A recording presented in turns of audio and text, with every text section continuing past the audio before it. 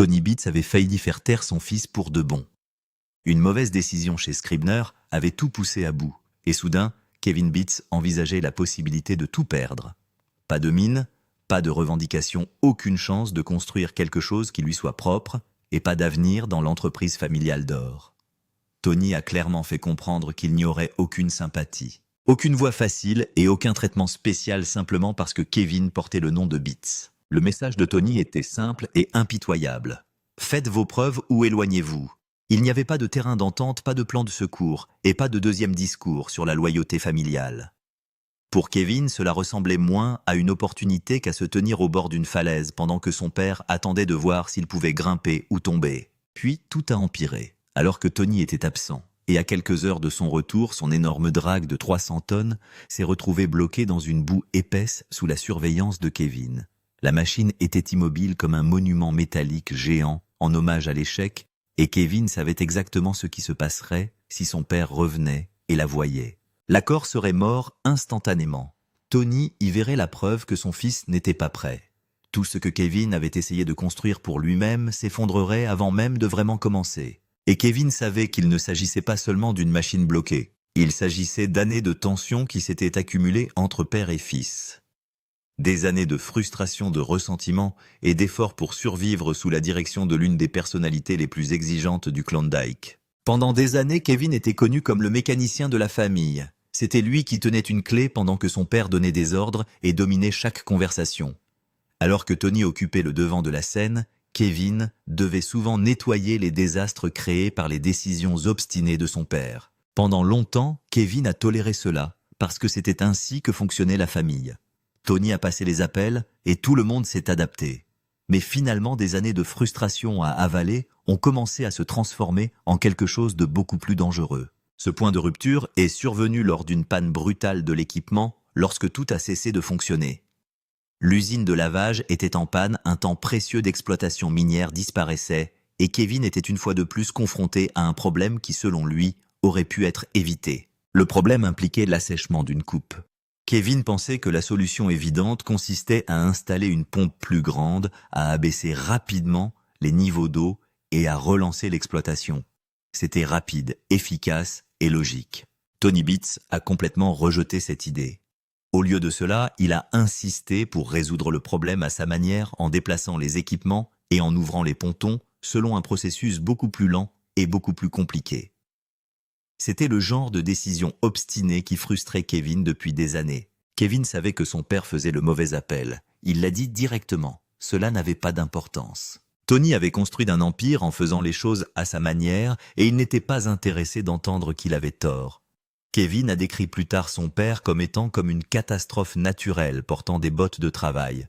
On ne discute pas avec un ouragan. Vous essayez simplement d'y survivre. Finalement, survivre ne suffisait plus. Kevin a atteint un point où il a réalisé que rien ne changerait jamais si son père contrôlait chaque décision. Un jour après un autre cycle épuisant de ruptures et de disputes, il a finalement quitté la mine familiale. Cette décision a choqué tout le monde. La plupart des gens s'attendaient à ce que Tony explose ou coupe complètement la parole à Kevin. Au lieu de cela, Tony a répondu d'une manière que personne n'avait vu venir. Il a proposé à Kevin un retour dans l'entreprise. Mais ce n'était pas un pardon. C'était un test. Tony lui a proposé Scribner Creek, 44 acres de terrain en grande partie non testés où Kevin pouvait diriger sa propre exploitation, prendre ses propres décisions et enfin prouver s'il pouvait survivre sans compter sur son père. Sur le papier, cela paraissait généreux. En réalité, cela ressemblait à un ultimatum. Tony n'offrait pas d'avenir à son fils. Il le mettait au défi d'en gagner un. Si Kevin réussissait, il pourrait prouver qu'il méritait son indépendance. S'il échouait, tout le monde saurait qu'il ne pouvait pas gérer seul le leadership. Cette pression était énorme car l'échec ne restait pas privé. Au Klondike, les réputations se répandent rapidement. Si Kevin échouait à Scribner, il reviendrait non pas comme le fils de Tony avec du potentiel, mais comme le fils qui ne pouvait pas s'en sortir tout seul. Kevin comprenait exactement ce que faisait son père. Tony avait de sérieux problèmes de contrôle et avait du mal à faire pleinement confiance à qui que ce soit, même à ses propres enfants. Kevin a ouvertement admis que s'il avait appris de nombreuses leçons précieuses de son père, il avait également appris d'innombrables exemples sur la façon de ne pas exploiter une mine. L'accord Scribner existait parce que Tony ne pouvait pas complètement laisser Kevin partir. En même temps, il ne pouvait pas non plus abandonner complètement le contrôle. Il a donc créé un terrain d'entente où Kevin pouvait soit s'élever, soit échouer publiquement. Et Tony a clairement fait savoir qu'il surveillerait tout. Chaque panne, chaque retard et chaque opportunité manquée finirait par l'atteindre. Si Kevin voulait de l'aide, il devrait la demander. Kevin a accepté l'accord parce qu'il voulait désespérément prouver qu'il pouvait diriger différemment. Il croyait qu'il pouvait prendre tout ce que Tony lui avait appris d'utile, tout en évitant les habitudes destructrices qui causaient tant de batailles familiales. Mais avant que Kevin ne puisse se concentrer pleinement sur Scribner Tony, le ramena dans un dernier défi. Il avait besoin d'aide au Klondike et a confié à Kevin la responsabilité d'un autre quart de travail concernant la drague vieillissante. Cette décision a conduit directement au désastre. L'énorme machine s'est retrouvée bloquée dans la boue sous la supervision de Kevin, créant une crise qui a tout menacé. Et tandis que ce désastre se déroulait, un autre problème majeur restait à résoudre. Kevin devait officiellement louer Scribner à son père. Cela signifiait des redevances. C'était la conversation que Kevin avait discrètement redoutée. Chaque once d'or qu'il extrayait de Scribner nécessiterait de payer à Tony un pourcentage sur le dessus. Kevin s'attendait à ce que les négociations soient douloureuses. Il entra dans la réunion avec son frère Brennan, parfaitement préparé à une demande financière brutale. Tony avait l'air ennuyé avant même que la conversation ne commence, comme si se voir demander de signer des documents était déjà un inconvénient. Kevin a expliqué qu'il ne demandait pas la charité. Il paierait son père comme n'importe quel autre mineur louant un terrain. Il voulait une opportunité légitime de gagner son propre succès. Puis Tony posa une question qui bouleversa toute la conversation. Il a rappelé à Kevin que les responsabilités familiales comptent. Si Kevin prenait le relais, il serait responsable non seulement de son propre avenir, mais également de contribuer à soutenir l'héritage familial dans son ensemble. Kevin se prépare au pire. Il craignait que Tony n'exige 15%, un chiffre qui aurait rendu la rentabilité bien plus difficile. Il savait que c'était son père qui détenait toute l'influence. Tony aurait pu nommer presque n'importe quel numéro qu'il voulait. Kevin avait bien plus besoin de la terre que Tony n'avait besoin de Kevin pour l'exploiter. Ce déséquilibre rendait le silence insupportable. Puis Tony a livré sa réponse. 10%. Propre et simple. Pas 12. Pas 15. Juste 10. Kevin sentit immédiatement la pression quitter son corps. Il n'y avait aucun argument à faire valoir. Il ne reste plus aucune négociation à mener. Selon les normes de Tony Beats, il s'agissait d'un accord exceptionnellement juste, et Kevin l'a immédiatement compris. Il a signé l'accord en sachant que tout avait changé. Le véritable défi n'était plus de convaincre son père de lui donner une chance. Il lui fallait maintenant prouver que cette chance était méritée avant que tout ne s'éclipse pour toujours. Tony demande ce qu'est Kevin. En tournage pour cette saison, Kevin lui donne le numéro sur lequel il était assis. 1011. Tony le fait rouler. Raisonnable, dit-il, si Kevin parvient à ouvrir suffisamment de terrain assez rapidement. Alors quel est votre objectif pour la saison cette année? Kevin, notre objectif pour la saison cette année sera de 1000 onces. Je pense que c'est raisonnable. Espérons que nous obtiendrons plus que cela. Oui, si vous parvenez à ouvrir suffisamment de terrain, c'est un objectif très raisonnable. Mais ne comptez pas vos poulets tant qu'ils ne sont pas séchés et pesés. Pourquoi séchez-vous vos poules? Puis l'avertissement de Tony Beats tombe sec comme du gravier. Ne comptez pas vos poulets tant qu'ils ne sont pas séchés et pesés. Kevin a l'affaire, il a le terrain, il a le numéro. Et il a un père qui a simplement parié 10% sur lui et qui va surveiller chaque saut. La drague échoue. De retour au Klondike, Peter, l'horloge, est le véritable ennemi. Tony est absent pendant des heures. La drague est plantée. La tentative d'hier pour le déterrer n'a abouti à rien. Et la machine est restée haute et sèche pendant la nuit. Kevin dispose désormais d'une matinée pour résoudre un problème qui aurait dû prendre 3 jours. Cela fait partie du fait d'être l'enfant de Tony. Kevin et Monica se voient confier la responsabilité et ils subissent que la crise, et on leur donne le chrono. Quand quelque chose ne va pas sur les machines de Tony, ce sont les enfants de Beats qui se tiennent au milieu avec une clé à molette. Ce matin, ce n'est pas différent, sauf que ce matin, il n'y a pas de père sur la propriété pour les renflouer s'ils se trompent. Kevin lit rapidement le terrain. Les pontons sont trop bas. Le niveau d'eau dans la tranchée est trop bas. Le plan d'hier était de libérer la drague. Ce plan est mort. Le plan d'aujourd'hui est la physique. Kevin parcourt les temps. L'eau s'écoule à une extrémité depuis une mangeoire. L'eau s'écoule à l'autre extrémité par un fossé de drainage. Si Kevin parvient à boucher le fossé de drainage, l'afflux continue d'affluer. L'écoulement s'arrête et l'étang monte. Élevez l'étang suffisamment haut et Klondike Peter flottera hors de la boue. Pas de pelle, pas de travail de héros, juste de l'eau. Kevin l'explique à Monica. Fermez le drain, laissez l'eau monter, flotter sur la bosse. Physique simple. Si aucune eau ne sort de la tranchée et que de l'eau continue à entrer, le niveau doit monter. C'est tout ce que c'est. Monica et Kevin bloquent le drain, le chargeur continue de fonctionner, l'eau commence à monter. Kevin le vérifie à l'heure de jeu. 2 pouces. Il le vérifie à nouveau. 4. La hausse est lente mais régulière, et les calculs commencent à tenir. Chaque minute où l'étang se remplit, les pontons prennent un peu plus de portance sous eux. Chaque minute où Tony reste sur la route, Kevin obtient un peu plus de pistes pour bien faire les choses. Monica se tient sur la berge et surveille la ligne d'alimentation. Kevin arpente la coque. Aucun d'eux ne dit ce qu'ils pensent tous les deux. Si cela ne fonctionne pas, il n'y a pas de deuxième plan. Après 3 heures, l'étang a atteint 6 pouces. Kevin remonte à bord du Klondike Peter et appelle le moment. La coque gémit. Les pontons bougent. Ils bougent tout moins tous. Klondike Peter flotte à nouveau. La drague qui a passé la nuit plantée dans la boue est maintenant de retour dans son élément, avec des heures à perdre avant que Tony n'arrive. Kevin ne fait pas la fête. Il baisse la tête et fait fonctionner la machine. Rien de ce qu'il avait essayé plus tôt dans la journée n'avait fonctionné jusqu'à ce dernier. Maintenant, ils se remettent au dragage. Et le dragage est ce que Tony est sur le point d'arriver à la recherche. Monica et Kevin travaillent chez Klondike Peter pendant encore 8 heures consécutives. La drague projette du matériel. L'écluse s'accroche. La plante bourdonne. Au moment où le camion de Tony arrive enfin à l'étang, la drague exactement comme le vieil homme l'a construite. Et il n'y a aucune trace du désastre de la matinée sur la coque. Tony sort.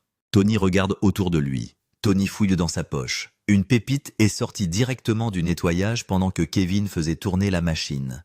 Tony le montre à sa fille. Puis il dit la phrase que chaque enfant Beats grandit en attendant d'entendre. Voilà à quoi ressemble l'or là-bas, malgré l'échouement, malgré la perte du jour au lendemain. Et c'est à ça qu'elle ressemble. Putain de merde. C'est un peu, hein. Voilà à quoi ressemble l'or là-bas. Tony a trouvé une pépite, même si Kevin et Monica passent chaque heure à lutter contre les niveaux d'eau Klondike Peter paye. La drague est sur la bonne voie. Il fonctionne comme il est censé fonctionner. Il paie comme il est censé le faire. Tony n'apprend jamais que sa drague a passé la nuit échouée dans la boue. Kevin ne le lui dit jamais. La machine est en marche. L'or arrive. Et Kevin quitte la propriété avec sa réputation intacte. Et Scribner toujours sur la table. Le prochain test est le sien. Scribner est resté silencieux pendant 2 jours complets, lorsque Kevin se présente pour prendre le relais. Brennan, le contremaître, fait les 100 pas. L'équipage s'ennuie à mourir. Ce qui, en termes miniers, est un code pour saigner de l'argent toutes les heures. Ils attendent une chose. Une pompe de déshydratation. Sans cela, la tranchée se remplit d'eau plus rapidement que quiconque ne peut la creuser. Avec cela, Scribner devient une véritable mine. La pompe à eau est à peu près aussi importante pour cette opération que le D10 lui-même. Et Brennan n'hésite pas à le dire. Il ne comprend pas pourquoi ils n'en ont pas déjà. Brennan refuse d'attendre plus longtemps. Il monte seul dans le bulldozer D10 et le ramène lui-même dans la tranchée humide. Il ne risquera pas un autre camion dans la boue. Si quelque chose doit être enterré, ce sera lui et le D10. Il continue de déplacer le matériel pendant que Kevin poursuit la pompe. Brennan passe un appel au contremaître. Nous avons besoin d'or et nous allons rater notre objectif si nous restons ici un jour de plus. Il poussera au lieu d'attendre. Tony arrive enfin. La pompe que Tony a dit qu'il avait prête et qu'il attendait apparaît sur une remorque chez Scribner. Et Kevin et Brennan le déchargent. Kevin choisit l'endroit. C'est là qu'elle va vivre pour le moment. Ils commencent à l'installer. Mais voici le piège. La pompe ne démarre pas. Kevin et Brennan ont tout verrouillé. Ils tirent sur le cordon. Rien. Ils vérifient de l'accélérateur. C'est là qu'il devrait être.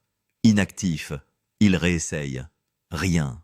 Brennan marmonne que chaque fois que la famille Beats emprunte quelque chose, cela se transforme en 9 jours de réparation. Et Kevin n'est pas en désaccord. Cette pompe devrait déjà être en bas dans la tranchée et tirer l'eau. Au lieu de cela, il est assis sur un coussin et refuse de se retourner. Et Kevin regarde une autre heure de lumière du jour brûlé, puis Brennan le voit. Un petit bouton sur le bloc moteur, un interrupteur que personne n'a regardé. A. Murphy Switch. C'est un arrêt de sécurité. Un petit appareil câblé pour arrêter le moteur si la pression d'huile chute ou si la température monte trop haut. Quelqu'un l'a fait trébucher. Jusqu'à ce qu'il soit réinséré, le moteur apparaît mort peu importe le nombre de fois que vous tirez sur le cordon. L'étiquette est juste là sur le bloc. Personne n'a pensé à le regarder. Kevin tend la main. Il appuie sur l'interrupteur Murphy.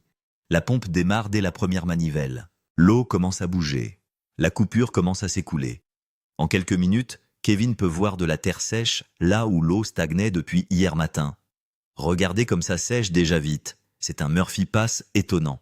Quoi, c'est un interrupteur Murphy? Qu'est-ce que ça veut dire? Oh, tu dois appuyer dessus, sinon ça ne démarrera pas. C'est un interrupteur mort. Oh, c'est comme une faible pression d'huile. Il fait trop chaud. L'interrupteur Murphy s'enclenche, s'éteint. Oh, ouais. C'est écrit là-haut, donc je ne l'ai pas vu. Donc ça devrait. Et voilà. La pompe empruntée à Tony fait exactement ce qu'elle était censée faire il y a 2 jours. Le D10 arrête de lutter contre la boue. Brennan sort et s'essuie le visage.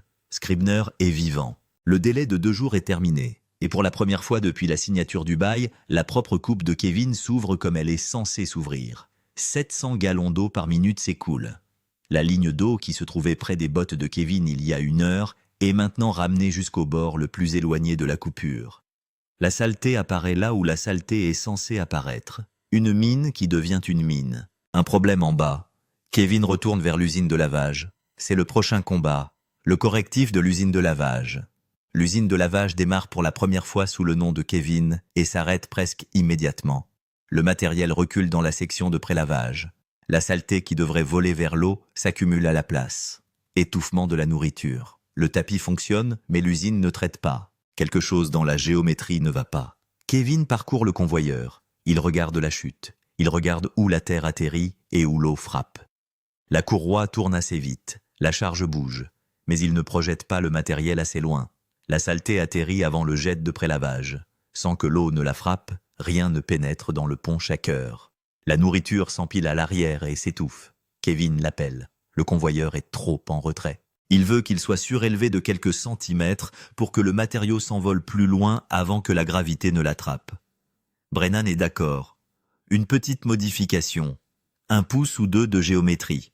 C'est ainsi que vit ou meurt une usine de lavoir. 1 pouce ici, 1 pouce là.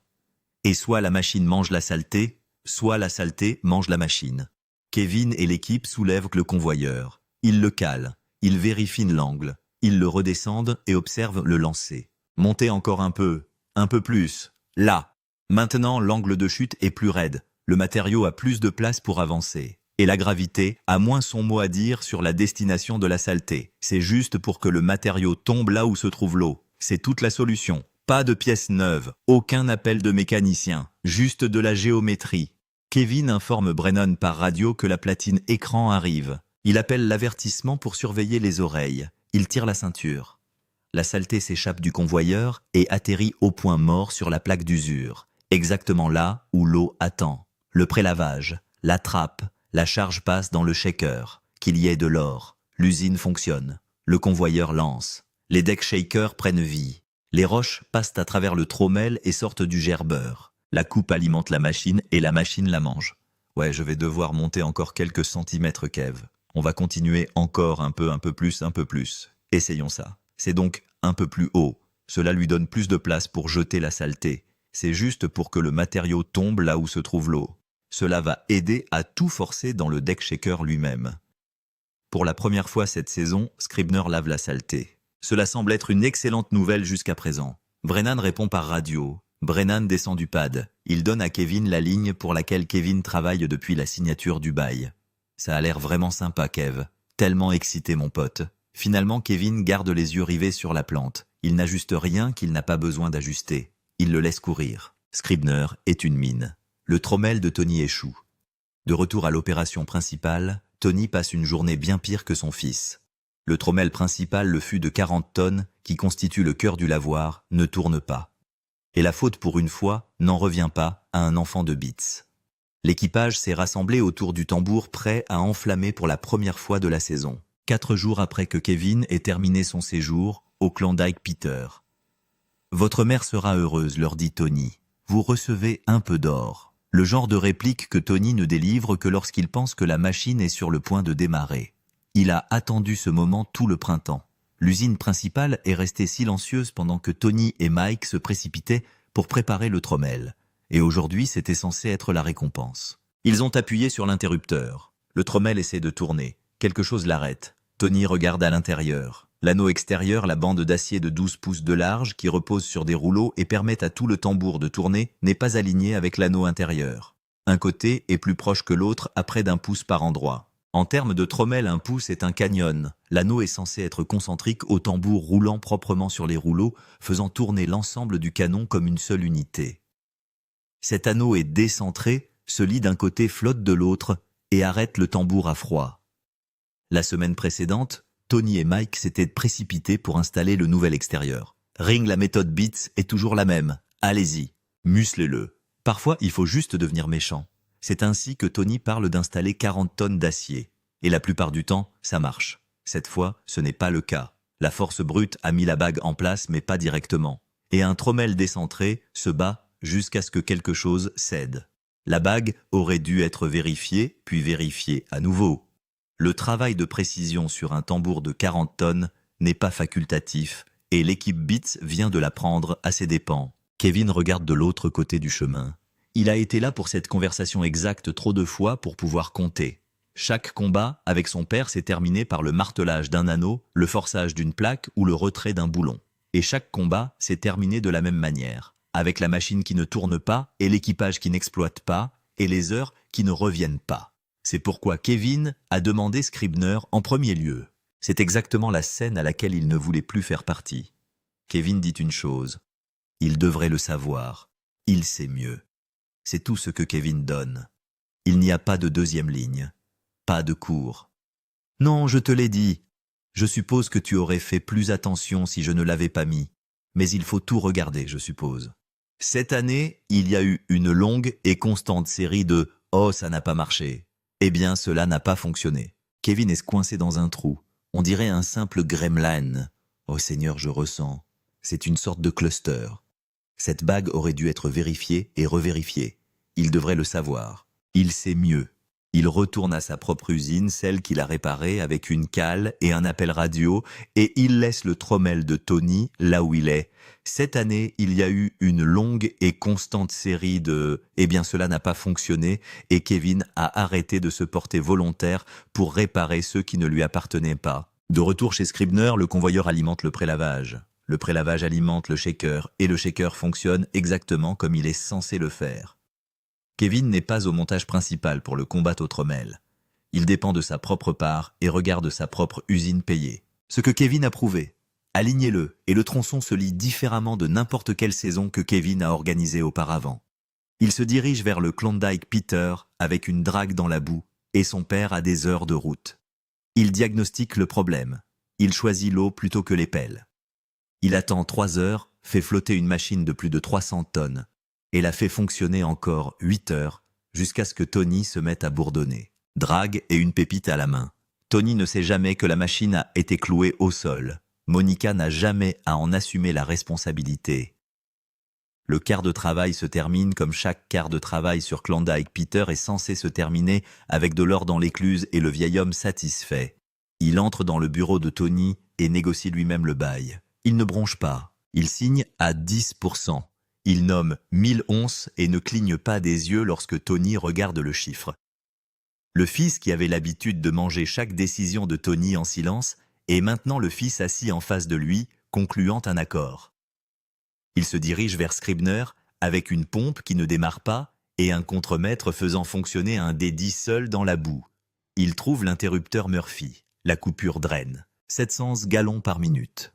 2 jours de retard effacés en une après-midi. Il se dirige vers une usine de lavage qui refuse de laver, regarde le convoyeur, le soulève de quelques centimètres et regarde la saleté voler au point mort sur la plaque d'usure. Aucun appel de mécanicien. Aucun appel de Tony. Juste Kevin qui lit la géométrie de sa propre machine. Pendant que l'usine de Kevin jette du matériel, le trommel de Tony reste mort. Pendant que la coupure de Kevin s'écoule, l'équipage de Tony martèle un anneau qui ne tient pas. Le contraste est l'histoire. Scribner est ouvert. Scribner est en marche. Scribner exploite des mines. 1000 onces, c'est loin. La saison au Yukon est courte. Les machines tombent en panne. Le terrain déçoit. Tony regarde toujours depuis le montage principal. Je mesure toujours. J'attends toujours de voir si Kevin pourra conserver ce qui lui a été donné, ou si Scribner finira par être un autre chapitre d'une très longue dispute avec la Beats Family. L'ultimatum n'a pas expiré. Cela n'a fait que devenir plus difficile. Une bonne semaine n'est pas une saison. Un bon incendie dans une usine de lavage n'est pas un salaire. Kevin a prouvé qu'il pouvait diagnostiquer. Il a prouvé qu'il pouvait diriger sous pression. Il a prouvé qu'il pouvait surmonter un retard de 2 jours et le réparer avec un seul bouton négligé. Ce qu'il n'a pas encore prouvé, c'est s'il peut le faire pendant une saison entière. Avec son père debout au-dessus de son épaule, chaque panne atterrissait sur le bureau de Kevin au lieu de celui de Tony. Si vous voulez voir si Kevin transforme ses 10% en un salaire de 1000 onces ou si Tony récupère Scribner avant que la neige ne tombe, assurez-vous d'être abonné.